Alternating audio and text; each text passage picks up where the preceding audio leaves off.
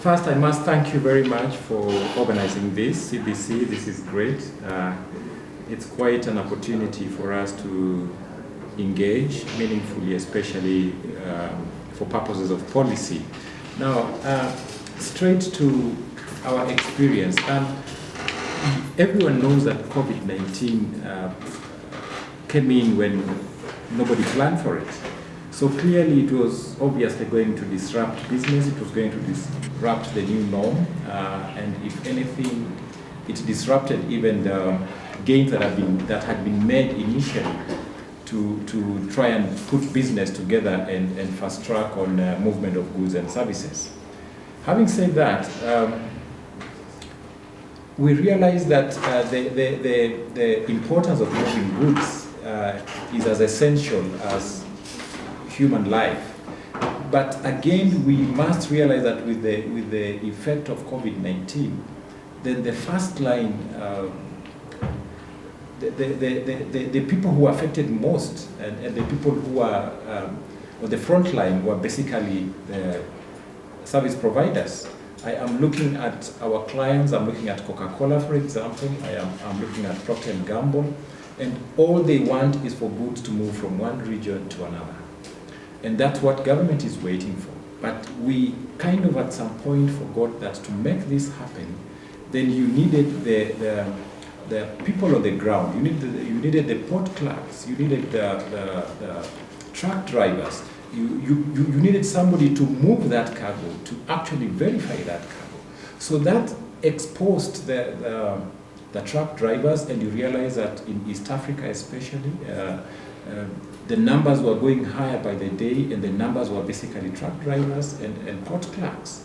So I must congratulate the governments, in fact, for having come in on time and realized that, listen, looks like here we are exposing the drivers, and we need to also be sensitive to them. And I think that is what resulted in the long queue that was in between Malaba and Kenya and Busia border. And what then came out of the whole thing was that what would we do better to ensure better movement of cargo? What would we do better to ensure safety and security? What would we do better to ensure that the essential goods are moved on time? And so there was a lot of collaborative talk, meaningful engagement, and we quickly looked at the options that were available then, and which helped us, especially in terms of customs agency. We quickly looked at the options we had, and because meeting and interacting physically was becoming not only dangerous but also a scarecrow of its kind, we quickly thought of online transactions, and that worked very well. But as we were looking at the online transactions, we all agreed that it was not possible to deliver goods online. So it meant that we have to now look at collaborative measures, and that's where government-to-government talk came in, and much as we had the long lines, the long queues of trucks and so on, we also needed now what I call collaborative measures between the governments. We pushed as private sector that what would we do therefore to ensure quick but safe movement of goods, especially at the borders. And we started engaging on systems. And I realized that in EAC we have been talking about a journey management system where we looked at the relay system being a little prohibitive and tried to adopt the journey management system that we also tried to work closely with the governments to adopt in EAC. And this system was supposed to allow for collaborative approach and recognizing results that were from either country. That in itself helped us reduce the prohibitive measures of waiting for results and of course having to go in every country to have your results accepted. Now, these challenges continued to come in different shapes, and I quickly remember when at some point it looked like no driver wanted to go to a specific country because then they thought that they were being stigmatized in that country. And the same country also, the other partner states, were not willing to have truck drivers from a specific country. So this local management of the pandemic created a new nightmare that, in my view, again became another barrier to movement of goods and services. Now, what would we do better today, having learned from the effect and the challenges of COVID-19? I think what we need to expand today is the collaborative measure, especially between the private sector and the public sector.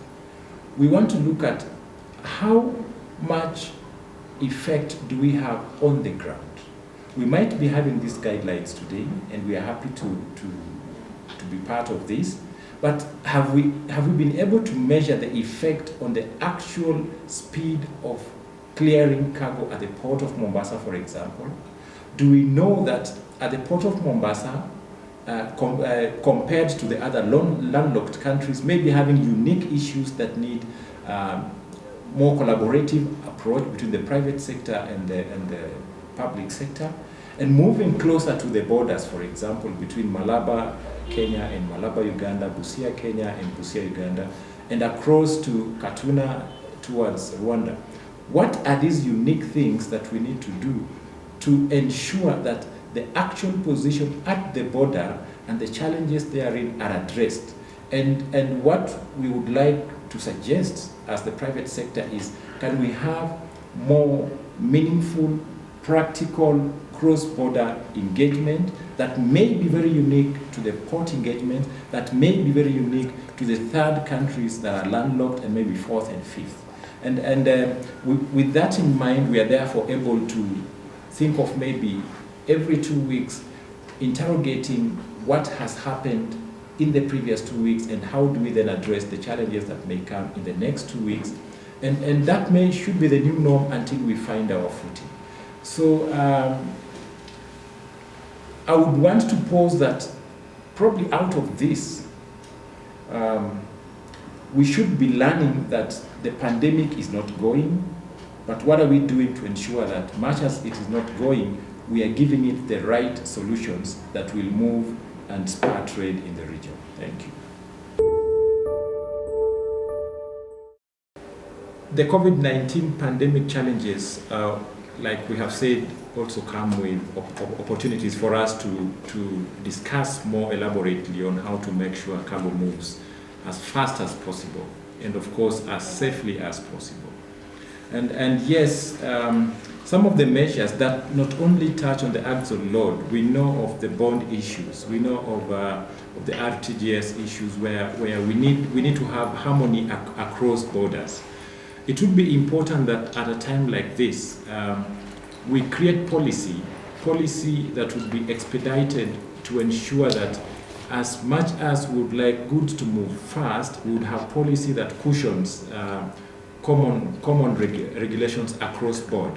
And the issue of the axle load comes in very importantly, because then if movement begins at, say, a port in Mombasa, or even in a port in Dar es Salaam, then how fast, without interruptions, can cargo get to destination at the port of, at the country of importation?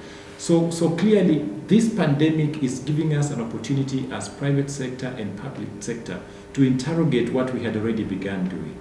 And that includes not only the issue of axle load, it doesn't include not only the issue of bonds that we are using now across board, but it gives us an opportunity to interrogate all the other parameters that could be barriers, non-tariff barriers in this case, yes.